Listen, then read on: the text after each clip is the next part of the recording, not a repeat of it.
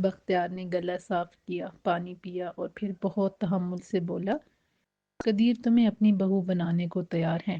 وہ خود تمہارے لیے پرپوزل لے کر آیا تھا۔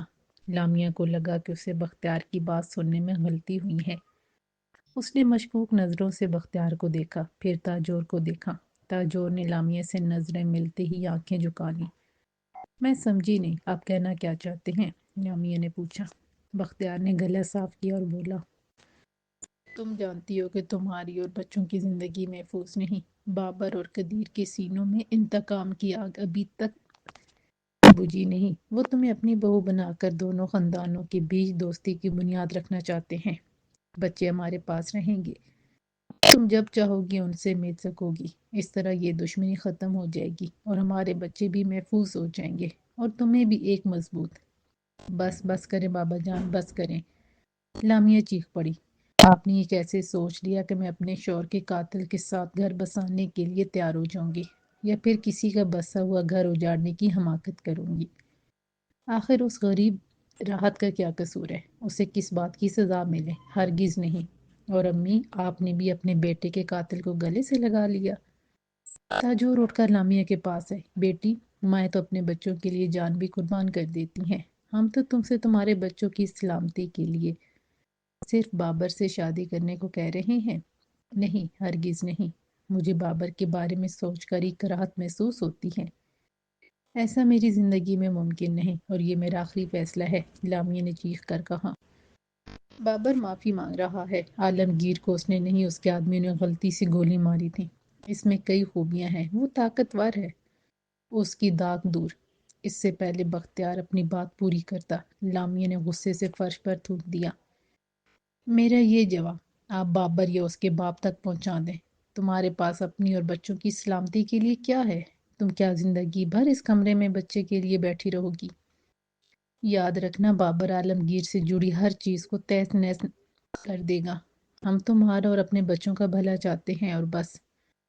لامیہ مسکرائی اور بولی، بہت خوب، آپ کو میرا اور میرے بچوں کا بھلا اتنا ہی پیارا ہے تو مجھے میرے بچوں کے ساتھ امریکہ جانے دیں۔ نہیں نہیں، میں ریمشا اور سلمان کے بغیر جی نہیں سکتی۔ ایسا نہ کہو لامیہ، مجھے دکھی ماں پر ترس کھاؤ اور بچوں کو لے کر جانے کی بات نہ کرو، تاجور تڑپ کر بولی۔ بختیار نے زہر بھرے لہجے میں کہا، تاجور، اس کے آگے مت گڑگڑاؤ، یہ جھوٹے وعدے کرنے کی ماسٹر ہے۔ پہلے بھی ہمیں پولیس تک خط پہنچانے کا کہہ کر بلیک میل کر چکی ہیں۔ میں جانتا ہوں کہ میرا کوئی آدمی اس کے ہاتھوں نہیں بکا ہے۔ کیوں؟ یہ سچ ہے نا لامیہ؟ لامیہ کا جواب ہو چکی تھی، پھر بھی ہمت کر کے بولی، تو کیا کرتی؟ مجھے بھی تو اپنے اور اپنے بچوں کی جان بچانی تھی، اور پھر آپ نے بھی اپنا وعدہ توڑا ہے۔ ڈاکٹر کی موت کی ذمہ دار آپ ہیں۔ کیوں؟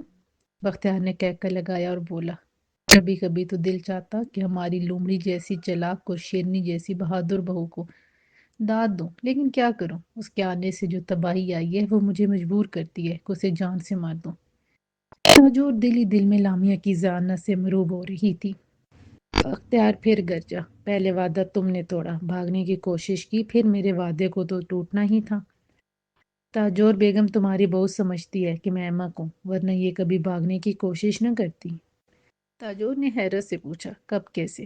تاجور کو واقعی بختیار کے انکشافات سے دھچکا لگا تھا۔ بختیار نے تاجور اور پھر لامیہ کو مخاطب ہو کر کہا، وہ تو اچھا ہوا کہ حادثہ ہوتے ہی میرے آدمیوں نے ڈاکٹر کا پرس اپنے قبضے میں کر لیا۔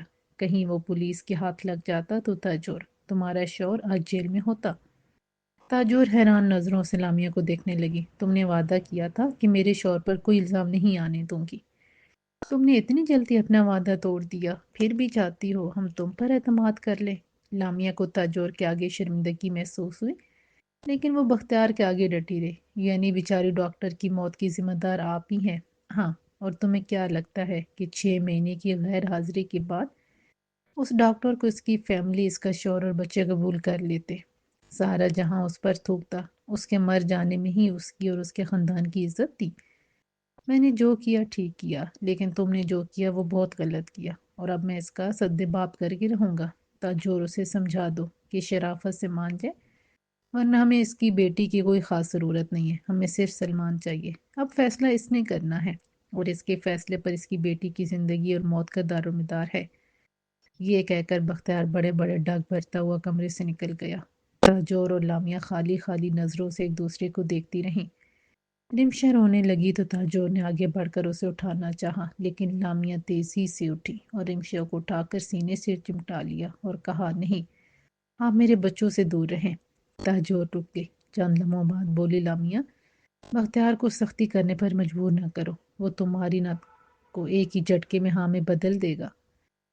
میرے لیے رمشا اور سلمان ایک ہے، میرے جگر کے ٹکڑے، لیکن لامیا بختیار کے لیے دونوں میں بہت فرق ہے، تم سمجھ رہی ہو نا؟ اپنے دونوں بچوں کو بچانے کے لیے خود کو قربان کر دو۔ دونوں خاموش ہو گئیں اور ایک دوسرے کو دیکھتی رہیں، جیسے اس کے بعد کچھ کہنے کو نہ رہا ہو۔ آخر تاجور کے چہرے پر نرمی ابھری۔ اس نے پیار بھرے لہجے میں کہا، لامیا، میں یہ بھی سوچوں کہ تمہاری شادی میں کتنے لوگوں کی بہتری ہے، تمہاری اور تمہارے بچوں کی بہتری، اور تمہاری اپنی زندگی کی سلامتی بھی اسی میں ہے۔ کیا تم اپنے بچوں کے لیے زندہ رہنا نہیں چاہتی؟ لامیا کے چہرے پر ناگواری اور غصے کے تاثرات میں کوئی کمی نہ ہوتے دیکھ کر تاجور تھکے تھکے قدموں سے کمرے سے نکل گئی۔ لامیا رمشا کو چمٹائے ساکت کھڑی رہی، پھر جیسے اسے ہوش آ گیا، نہیں، میں ہمت نہیں ہار سکتی، مجھے اپنے بچوں کو بچانا ہے، اور مجھے جلد ہی کوئی راستہ ڈھونڈنا ہوگا، بہت جلد۔ لامیا رات بھر جا کر وہاں سے فرار کے راستوں پر غور کرتی رہی، لیکن دو دودھ پیتے بچوں کو لے کر بھاگنا آسان نہ تھا، اسے کسی نہ کسی کی مدد کی ضرورت تھی۔ لامیا کو ایک ایک لمحہ کاٹنا مشکل ہو رہا تھا، اس کا دل چاہتا کہ زور زور سے روئے، لیکن وہ کوئی کمزور لڑکی نہ تھی۔ بہت چھوٹی سی عمر سے بہت بڑے برے حالات دیکھے تھے، جنہوں نے اسے سخت جان اور معاملہ فہم بنا دیا تھا۔ وہ جانتی تھی کہ رو کر وقت گزارنے سے بہتر یہ ہوگا کہ وہ یہ وقت فرار ہونے کی کسی ترکیب کو سوچنے میں لگائے۔ لامیا دیر تک سوچتی رہی، لیکن جب کوئی راستہ سمجھ میں نہ آیا تو پھر تھک ہار کر اللہ سے مدد مانگنے لگی۔ قدیر اور فرزانہ دوسرے ہی دن لامیا کا رشتہ دستور کے مطابق مانگنے تحفے تحائف کے ساتھ موجود ہوئے اور لامیا کو سامنے لانے کا مطالبہ کیا۔ بختیار نے انہیں صبر سے کام لینے کو کہا کہ وہ لامیا کو سوچنے اور اس نئی صورتحال کو قبول کرنے کے لیے کچھ وقت دیں۔ بمشکل قدیر اور فرزانہ اپنے طائف کے ساتھ واپس چلے گئے۔ یہ خبر لامیا کو ایک ملازمہ نے دی تھی۔ لامیا کی بھوک پیاس اڑ چکی تھی، اسے محسوس ہو رہا تھا کہ اس کی نگرانی مزید سخت کر دی گئی تھی۔ ادھر بابر نے جب باپ کو طائف کے ساتھ واپس آتے دیکھا تو ہتھے سے اکھڑ گیا اور بختیار کو برا بھلا کہنے لگا، ایک معمولی لڑکی سے ہاں نہیں کروا سکے، کہاں کے سیاسی لیڈر بنے پھرتے ہیں۔ بختیار کے چاچا کے کہنے پر واپس چلے گئے، یہ میری بےزتی ہے اور میں اسے برداشت نہیں کر سکتا، لگتا ہے اب مجھے ہی کچھ کرنا ہوگا۔ بابر غصے میں پیر پٹکتا چلا گیا۔ فرزانہ دل محسوس کر رہ گئی اور قدیر بڑبڑایا، اس کا غصہ ہم سب کو ایک دن لے ڈوبے گا۔ بختیار نے چند دنوں کا وقت مانگا ہے، انکار تو نہیں کیا۔ فرزانہ نے قدیر کی باتوں کا کوئی نوٹس نہیں لیا، وہ خاموش بیٹھی رہی۔ ساری رات گزرنے پر بھی لامیا کو فرار کا کوئی راستہ سجائی نہ دیا۔ صبح ہونے پر جب وہ بچوں کو دودھ پلانے لگی تو اسے محسوس ہوا کہ سلمان کو تیز بخار ہے۔ دن چڑھے تک سلمان کا بخار تیز ہوتا گیا تو سب فکر مند ہو گئے۔ بختیار کی اجازت سے لامیا چادر اوڑھے سلمان کو چادر میں چھپائے گارڈ کے ہمراہ کار میں اسپتال روانہ ہوئی۔ ڈاکٹر چیک اپ کے لیے سلمان کو اندر کمرے میں لے گیا اور لامیا کو باہر ہی رکنے کو کہا۔ بختیار کی ہدایت کے مطابق سادہ کپڑوں میں گارڈ لامیا کے ساتھ رہا۔ جب آدھا گھنٹہ گزرنے پر بھی ڈاکٹر باہر نہ آیا تو لامیا گھبرا گئی اور نرس کے منع کرنے کے باوجود اسے دھکا دیتی ہوئی اندر چلی گئی۔ ڈاکٹر زمین پر بے ہوش پڑا تھا اور سلمان کا کہیں پتہ نہ تھا۔ لامیا بدحواس ہو کر باہر بھاگی اور گارڈ سے چلا چلا کر کہنے لگی، سلمان کو اغوا کر لیا گیا ہے، بابا کو بتاؤ، جلدی کرو۔ ہسپتال میں بھگدڑ مچ گئی اور لوگ کمرے کے باہر جمع ہو گئے۔ لامیا چلا چلا کر سلمان کو پکار رہی تھی۔ پولیس کی سائرن کی آوازیں تیز ہوتی جا رہی تھیں۔ لامیا کو ایک لمحے کو خیال آیا کہ وہ بختیار کے آنے سے پہلے پولیس کی پناہ حاصل کر لے، لیکن رمشا بختیار کے گھر پر تھی۔ وہ رمشا کو اسے بلیک میل کرنے کے لیے استعمال کر سکتا تھا۔ لامیا نے ٹوٹتے ہوئے اعصاب اور دھندلاتے ہوئے ذہن سے فیصلہ کرنے کی کوشش کی کہ وہ پولیس سے مدد مانگے یا کسی نے اس کا بازو پکڑ کر دوسرے کمرے میں گھسیٹا۔ ابھی وہ گھسیٹنے والے کو دیکھ نہ پائی تھی کہ اس کے سر پر ایک شدید ضرب لگی، جس کے ساتھ ہی وہ زمین پر آ رہی۔ آنکھ کھلتے ہی لامیا کو سر میں شدید درد کی ٹیس اٹھ رہی تھی۔ اس نے دونوں ہاتھوں سے اپنا سر تھام لیا، سر پٹیوں میں جکڑا ہوا تھا دوسرے ہی لمحے اسے سلمان کا خیال آیا تو وہ درد کو بھول کر اٹھ کھڑی ہوئی۔ سامنے پگوڑے میں رمشا اور سلمان سو رہے تھے اور ساتھ ہی زمین پر سکینہ مچھود تھی۔ لامیا نے سکون کا سانس لیا اور بچوں کے پاس کھڑے کھڑے اللہ کا شکر ادا کیا۔ پھر لامیا نے کھڑکی کا پردہ اٹھا کر باہر دیکھا۔ مشرقی آسمان پر سفیدی پھیل رہی تھی۔ لامیا کو گزشتہ شام کی باتیں یاد آ رہی تھیں۔ اس سے بہت سے سوالات کے جواب نہیں مل رہے تھے۔ لامیا کو کمرے میں گھسیٹ کر بے ہوش کرنے والا کون تھا؟ سلمان کو کس نے اغوا کیا اور وہ کیسے برآمد ہوا؟ لیکن اتنا لامیا کو یقین ہو گیا تھا کہ وہ اور اس کے بچے اس ملک میں کبھی محفوظ نہیں ہو سکتے۔ اب اسے اپنے بچوں کے ساتھ اس ملک سے نکلنا ہوگا۔ دوست، دھمکیاں اور غصہ کام نہیں آئے گا۔ دن چڑھے تاجور اور بختیار لامیا کے کمرے میں آئے تو اس نے محسوس کیا کہ دونوں ہی کے چہرے اتر ہوئے تھے اور وہ تھکے تھکے سے تھے۔ لامیا خاموشی سے ان کے بولنے کا انتظار کرتی رہی۔ بالآخر بختیار نے پوچھا، اب تمہاری طبیعت کیسی ہے؟ لامیا میں نے جواب دیا، میں ٹھیک ہوں، لیکن میں جانتا ہوں کہ تمہارے ذہن میں بہت سے سوالات ہیں، لیکن اس بات کا اندازہ تمہیں ہو گیا ہوگا کہ یہ آفت کیوں آئی۔ بختیار کے لہجے میں طنز پر لامیا کو حیرت ہو رہی تھی۔ نہیں، یہ سب کس نے اور کیوں کیا؟ اور سلمان کو کون لے گیا اور آپ کو کیسے پتہ چلا؟ لامیا سلمان کے گم ہو جانے کے تصور سے ہی کانپ رہی تھی۔ بختیار نے اٹھ کر بچوں کو دیکھا اور پھر لامیا سے مخاطب ہوا، یہ سب تمہارے انکار کی وجہ سے ہوا ہے۔ بابر نے تمہارے انکار کو اپنی توہین سمجھا اور اس کا بدلہ لینے کے لیے سلمان کو اغوا کرنے کی کوشش کی۔ وہ تمہیں بھی اغوا کرنا چاہتا تھا۔ مجھے پہلے ہی سے اندیشہ تھا، اسی لیے میں نے کئی آدمی تمہاری اور سلمان کی حفاظت کے لیے ساتھ بھیج دیے تھے۔ اوہ جاہل انسان، لامیا نے نفرت سے کہا۔ تاجور جو اب تک خاموش بیٹھی تھی لامیا کے پاس آتی ہوئی بولی، بابر کو پولیس نے پکڑ لیا ہے، لیکن میں جانتی ہوں کہ کچھ بھی ثابت نہیں ہوگا اور وہ 2-4 دنوں میں ضمانت پر چھوٹ کر گھر آ جائے گا۔ آخر اب آپ چاہتے کیا ہیں؟ لامیا اس بے یقینی کی کیفیت سے پریشان ہو رہی تھی۔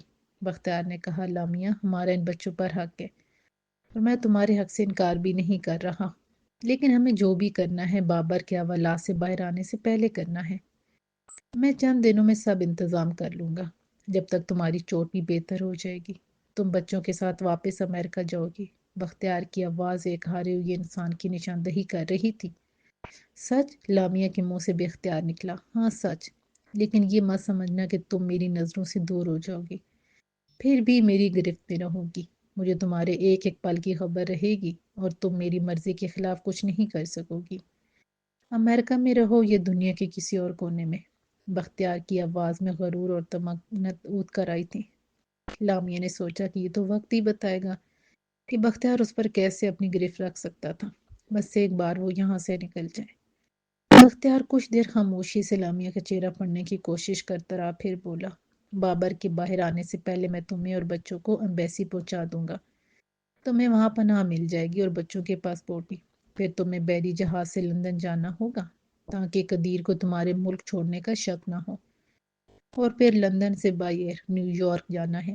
لیکن نیو یارک تمہاری منزل نہیں ہے۔ لامیا نے حیرت سے دیکھا تو بختیار نے پھر کہا، تمہیں اپنے دماغ پر زور ڈالنے کی ضرورت نہیں، تمہیں کیا کرنا ہے یہ وقت آنے پر بتا دیا جائے گا، اور تمہیں وہی کرنا ہے جو کہا جائے گا۔ اگر تم نے کوئی ہوشیاری دکھانے کی کوشش کی تو اپنے اور اپنے بچوں کے انجام کی تم خود ذمہ دار ہوگی۔ اور یہ محض دھمکی نہیں ہے، ہمت ہے تو آزما کر دیکھ لو کہ تمہارے سسر کے ہاتھ کتنے لمبے ہیں۔ یہ کہہ کر بختیار تیزی سے کمرے سے نکل گیا۔ لامیا جانتی تھی کہ بختیار بچوں اور خاص طور پر سلمان کی جدائی میں آئے آنسو کسی کو دکھانا نہیں چاہتا تھا۔ تاجور آگے بڑھی اور لامیا سے مخاطب ہو کر بولی، میں نہیں جانتی کہ بختیار صاحب کیا کر سکتے ہیں اور کیا نہیں، اور تم کیا کر سکتی ہو اور کیا نہیں۔ مجھے اس سے کوئی دلچسپی نہیں، بس مجھ پر اتنا کرم کرو کہ… تاجور کی آواز رند گئی تھی۔ وہ اپنے کانپتے ہوئے ہاتھ لامیا کے آگے جوڑتے ہوئے گویا ہوئی، لامیا، میں اپنا اکلوتا بیٹا کھو چکی ہوں اور اب شور نہیں کھونا چاہتی۔ تم سے التجا کرتی ہوں کہ بختیار صاحب کے خلاف کوئی کارروائی نہ کرنا۔ کیا یہ وعدہ تم ایک بے بس ماں سے کر سکتی ہو؟ لامیا نے تاجور کے بندے ہاتھ اپنے ہاتھوں میں لے لیے اور کہا، میں وعدہ کرتی ہوں کہ میں بختیار صاحب کے خلاف کسی سے کچھ نہیں کہوں گی۔ تاجور نے لامیا کے سر پر ہاتھ پھیرا، سمجھ میں نہیں آتا خود کو خوش قسمت سمجھوں کہ تم جیسی لڑکی کو میرے عالمگیر نے پسند کیا، یا پھر بدقسمت کہ میں اب اپنے بیٹے کے بچوں سے بھی دور ہونے جا رہی ہوں۔ کون جانے زندگی میں پھر انہیں دیکھنا نصیب بھی ہوگا یا نہیں۔ تاجور یہ کہہ کر پھوٹ پھوٹ کر روتی۔ لامیا کا دل بھر آیا۔ اس نے کہا، امی اس وقت سب کچھ اللہ پر چھوڑیں اور ہم تینوں کی سلامتی کے لیے دعا کریں۔ تاجور نے آنسو صاف کیے اور سوئے ہوئے بچوں کو پیار کرنے لگی۔ لامیا نے کچھ سوچتے ہوئے پوچھا، امی بختیار صاحب نے یہ فیصلہ اچانک کیسے کر لیا؟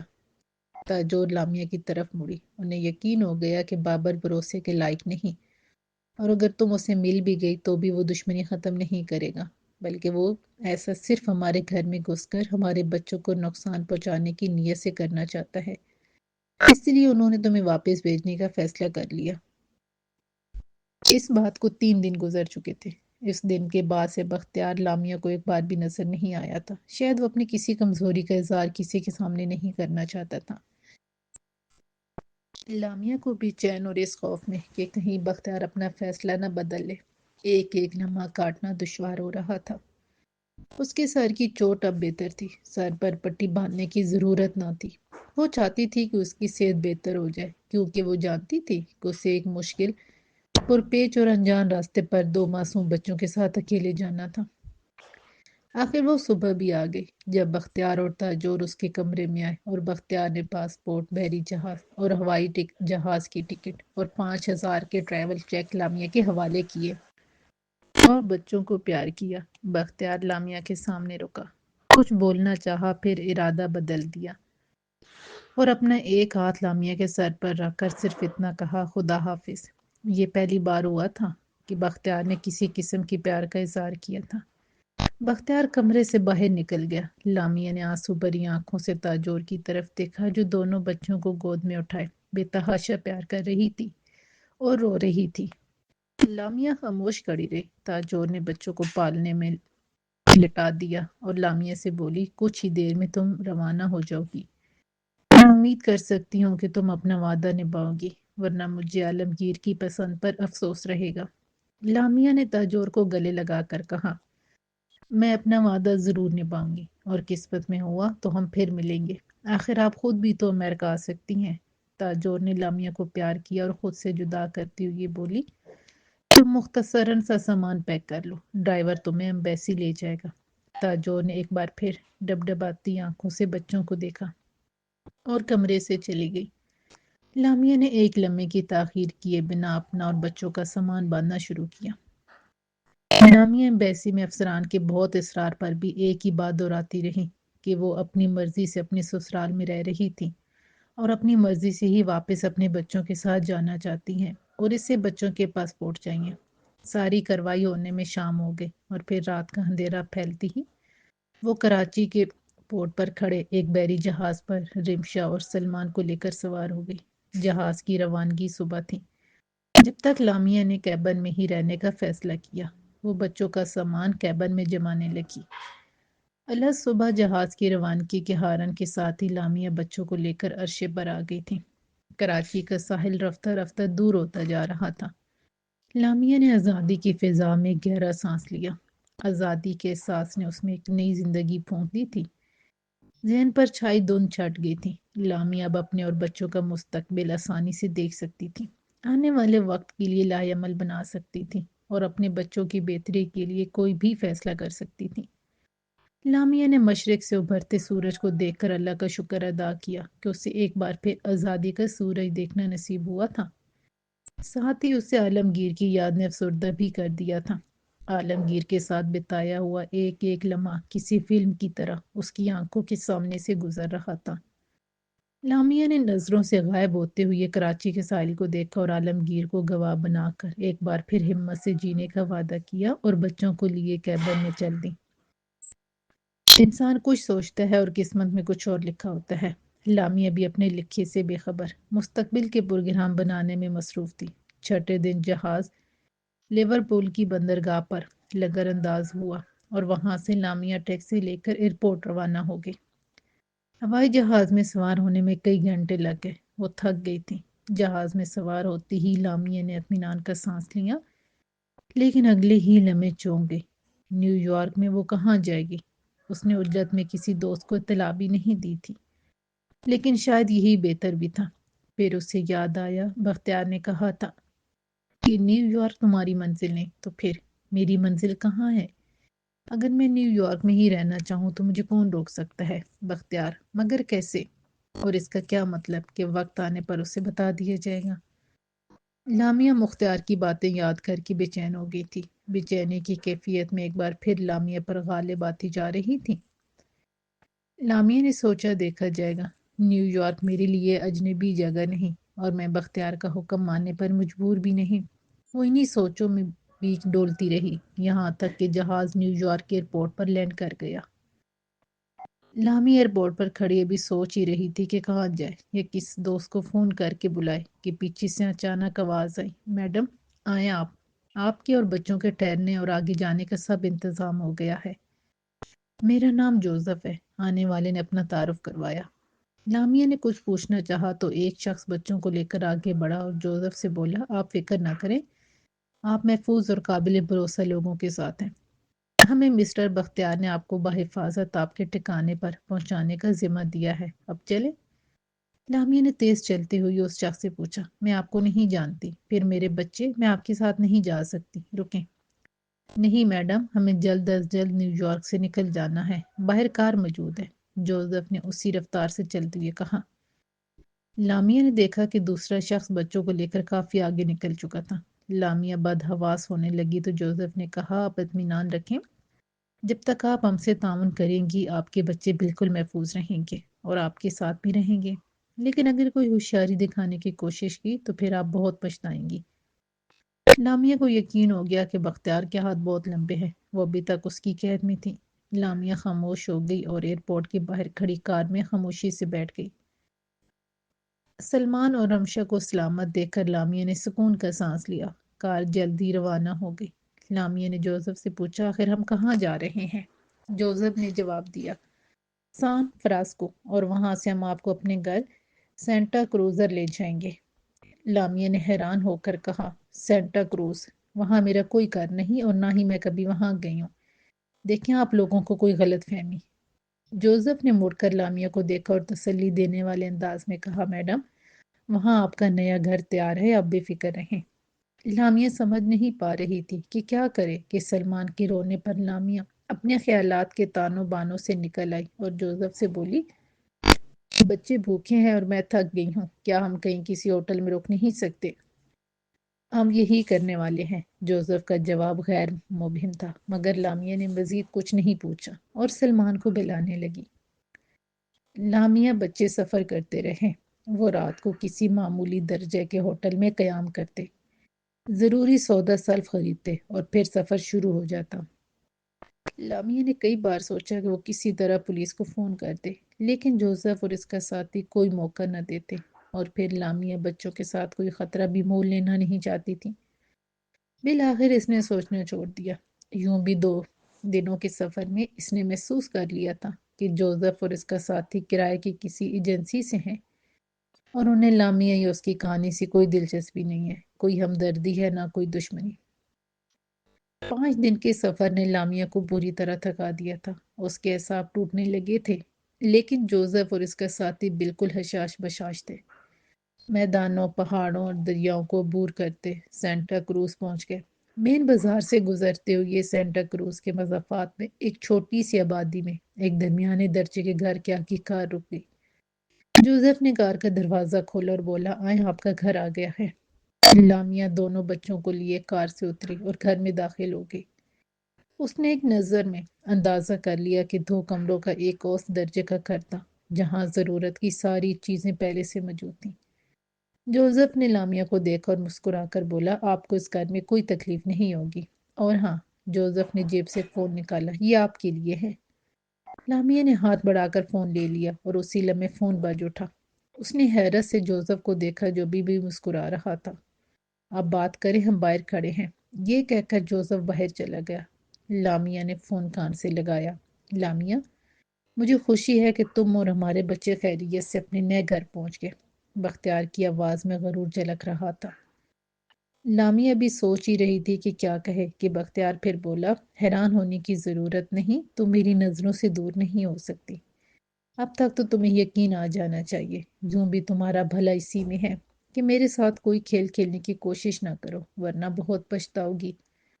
بختیار کی آواز لامیا کے کان میں زہر کھولتی رہی۔ جی میں جانتی ہوں، لیکن میں ایک قیدی کی زندگی نہیں گزار سکتی، لامیا نے غصے سے کہا۔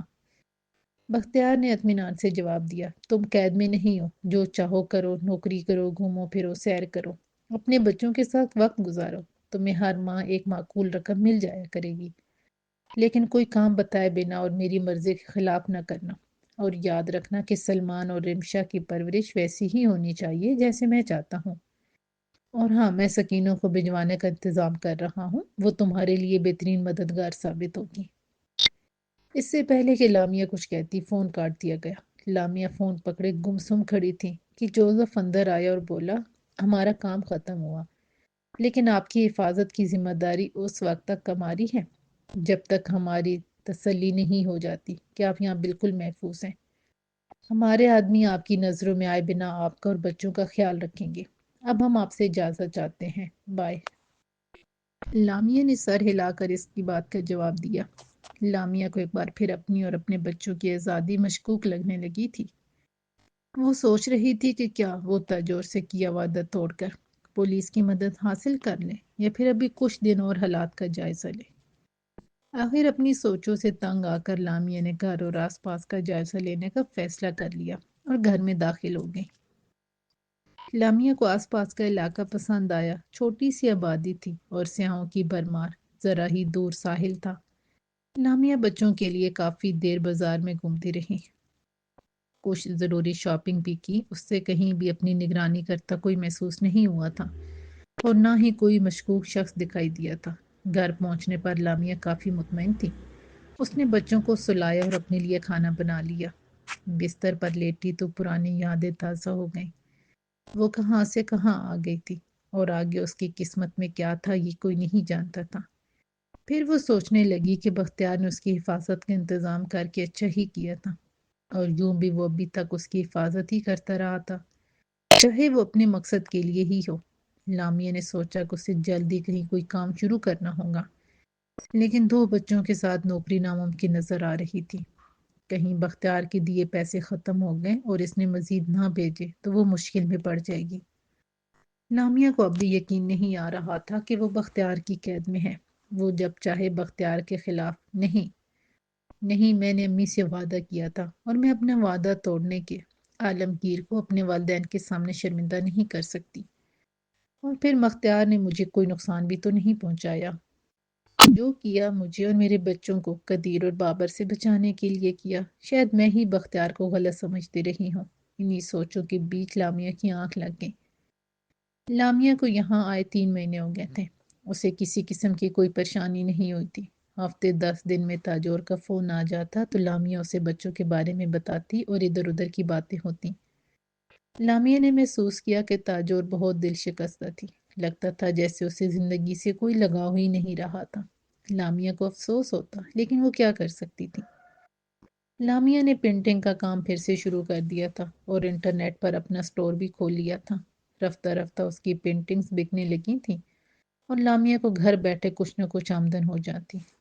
لامیا کی بختیار سے کوئی بات نہ ہوتی تھی اور نہ ہی کبھی اس نے بختیار سے بات کرنے کی کوشش کی اور نہ ہی اس کے بارے میں تاجور سے کبھی پوچھا۔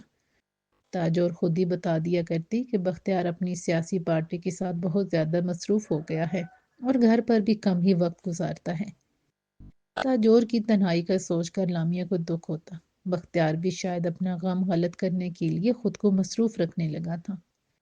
کوشش کے باوجود لامیا تاجور سے کبھی قدیر اور بابر کے بارے میں نہ پوچھ سکی۔ پھر ایک دن تاجور نے خود ہی بتایا کہ قدیر کی بیوی فرزانہ بیٹی کے غم کو سینے سے لگائے ہمیشہ کے لیے اس دنیا سے خیر آباد کہہ گئی ہے۔ دن ہفتوں اور پھر مہینوں میں تبدیل ہوتے گئے۔ رمشا اور سلمان اب چلنے لگے تھے، لیکن لامیا کو بھے و حیرت ہوتی کہ ہر کام رمشا پہلے کرتی اور سلمان بعد میں۔ یوں دیکھنے میں بھی رمشا زیادہ صحت مند دکھائی دیتی تھی اور سلمان کمزور نظر آتا تھا۔ لامیا کو کبھی کبھی بختیار کی باتیں یاد آتی کہ وہ سلمان کو اپنا وارث بنائے گا، تو لامیا سوچتی کہ ایسا ممکن ہو سکے گا۔ پھر لامیا اپنے خیالات کو جھٹک کر خود کو پینٹنگ بنانے میں مصروف کر لیتی۔ آس پاس کے جنگلات اور سمندر کا ساحل اتنا خوبصورت تھا کہ وہ اکثر اپنا پینٹنگ کا سامان اٹھا کر کسی خوبصورت مقام پر چلی جاتی اور لینڈسکیپ بناتی رہتی۔ بچے بھی خوش ہوتے رہتے۔ وقت کے ساتھ ساتھ لامیا اس زندگی کی عادی ہو گئی تھی اور اب اسے پاکستان میں بتائے وقت کی یاد کم ہی آتی، اور اگر کبھی آتی بھی تو وہ جلد ان یادوں سے پیچھے چھڑا لیتی۔ سب کچھ ٹھیک تھا، لیکن لامیا کے دل میں ایک کھٹک سی رہتی کہ بختیار کبھی بھی یہاں آ سکتا تھا، اور اگر واقعی اس کے آدمی لامیا اور بچوں کی نگرانی کرتے تھے تو وہ آزاد نہ تھی۔ مگر بختیار ایسا کیوں کرے گا؟ کیا اسے ایسا شبہ ہے کہ میں بچے لے کر کہیں روپوش ہو جاؤں گی؟ اگر میں واقعی ایسا کروں تو بختیار کیا کر لے گا؟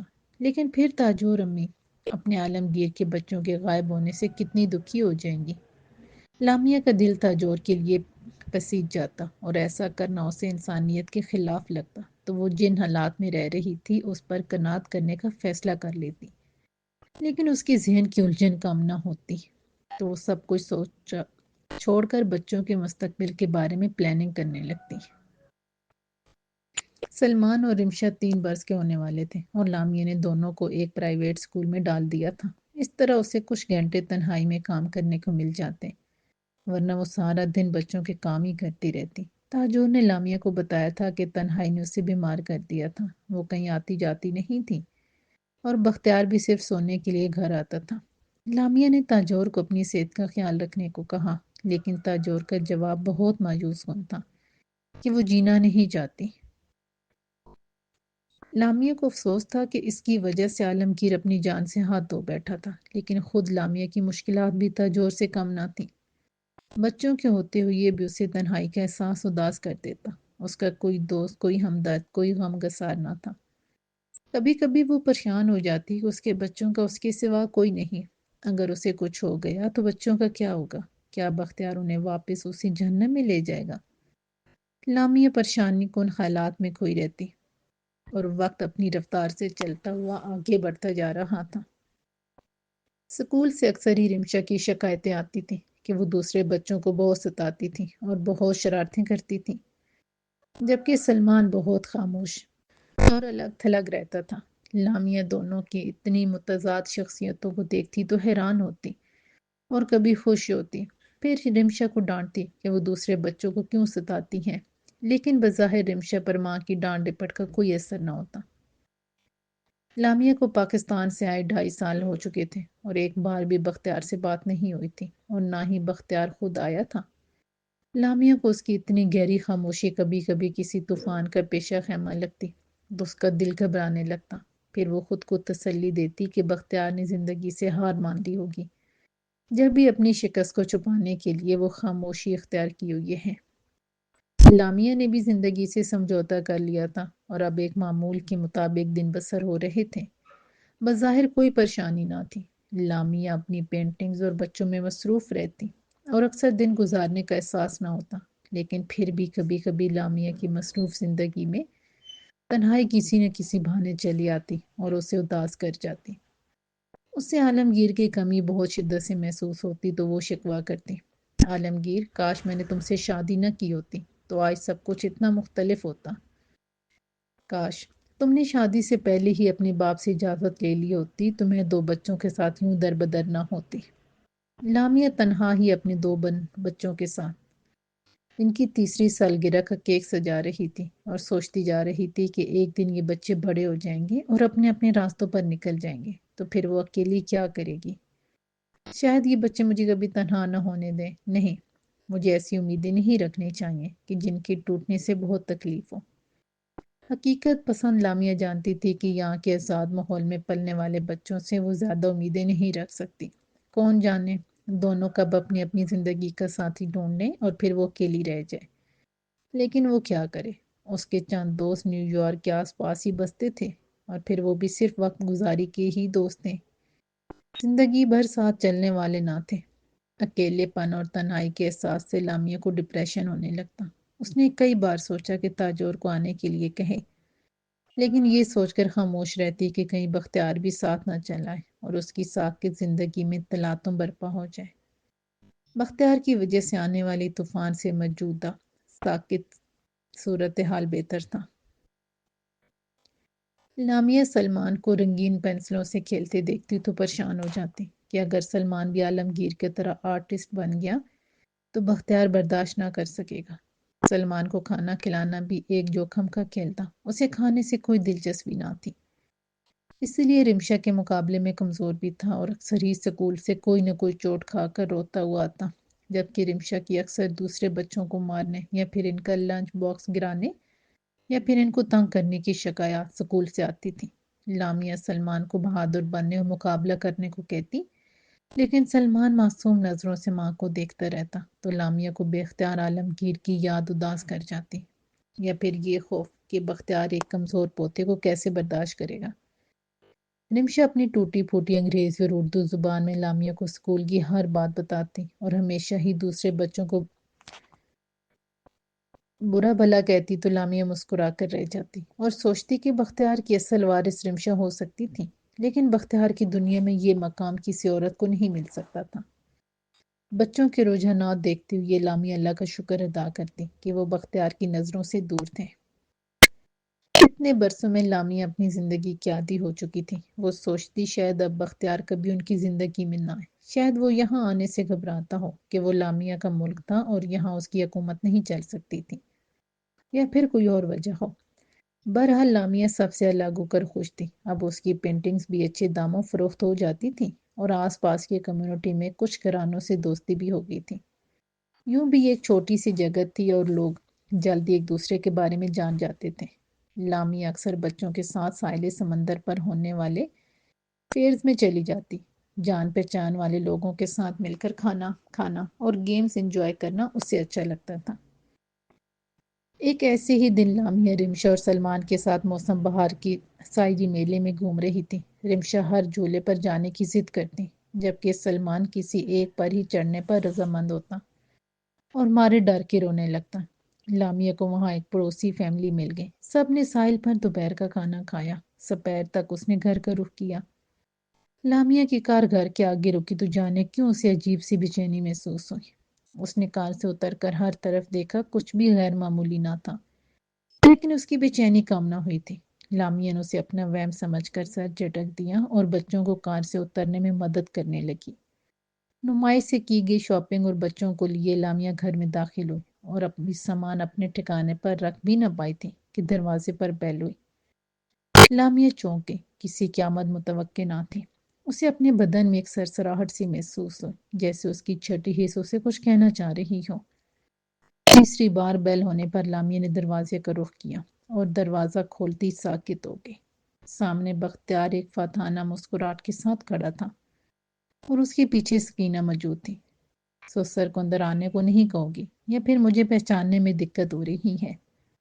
بختیار کا لہجہ حسب معمول طنزیہ تھا اور لہجے میں غرور اور تمکنت جھلک رہی تھی۔ بختیار نے لامیا کے جواب کا انتظار نہ کیا تھا اور اندر داخل ہو گیا، سکینہ بھی اس کے پیچھے تھی۔ ممی یہ کون ہے؟ رمشا کے سوال پر لامیا نے ایک جرجری لی اور گھبرا کر دروازہ بند کر دیا۔ ہم تمہارے دادا ہیں اور تم ہماری پوتی ہو، ہمارے بیٹے عالمگیر کی پیاری سی بیٹی رمشا۔ بختیار نے رمشا کو گود میں اٹھا لیا اور پیار کرنے لگا۔ بختیار کی نظر ایک کونے میں کھڑے سہمے ہوئے سلمان پر پڑی تو بختیار کے چہرے پر ناگواری کے تاثرات چھا گئے، لیکن پھر وہ مسکرا کر سلمان سے مخاطب ہوا، آؤ بیٹے سلمان، ہمارے پاس آؤ، ہم بہت دور سے آپ سے ملنے آئے ہیں۔ سلمان دور کھڑا بختیار کو گھورتا رہا تو بختیار نے رمشا کو گود سے اتارا اور سلمان کو اٹھانے کے لیے آگے بڑھا، لیکن سلمان دادا کی نیت بھاپ کر اندر کمرے میں بھاگ گیا۔ لامیا نے حواس قابو میں کی اور بولی، آپ نے اپنے آنے کی اطلاع نہیں دی۔ بختیار مسکرایا، مجھے اس کی ضرورت محسوس نہیں ہوئی، آخر یہ میرا ہی گھر ہے۔ جی امی کیوں نہیں آئی؟ لامیا نے بختیار کے لیے کرسی آگے کی۔ وہ بیمار رہتی ہے، اتنا لمبا سفر تاجور کے لیے ممکن نہ تھا، اور میں تو سکینہ کو تمہاری مدد کے لیے چھوڑنے کے لیے آیا ہوں، سوچا کہ اپنے بچوں کو بھی دیکھ لوں گا۔ تم آرام سے تو ہو، کوئی پریشانی ہو تو بتا دینا۔ جی میں بہت آرام سے ہوں، مجھے کسی کی مدد کی ضرورت نہیں۔ پھر سکینہ کتنے دن یہاں رہ پائے گی؟ لامیا نے حیرت سے کہا، تمہیں سکینہ کی ضرورت نہ ہو، لیکن مجھے اپنے وارث کی پرورش پر نظر رکھنے کے لیے کسی کی ضرورت ہے۔ سکینہ ہمیشہ تمہارے ساتھ رہے گی؟ کیسے؟ اس کی تمہیں فکر کرنے کی ضرورت نہیں، بختیار نے آرام سے بیٹھتے ہوئے کہا۔ سکینہ جاؤ لامیا کی کچن میں مدد کرو، مجھے بھوک لگی ہے، جب تک میں اپنے بچوں سے بات کر لوں۔ ہماری بیٹی خوب بولتی ہے، مگر یہ سلمان کہاں چھپ گیا ہے؟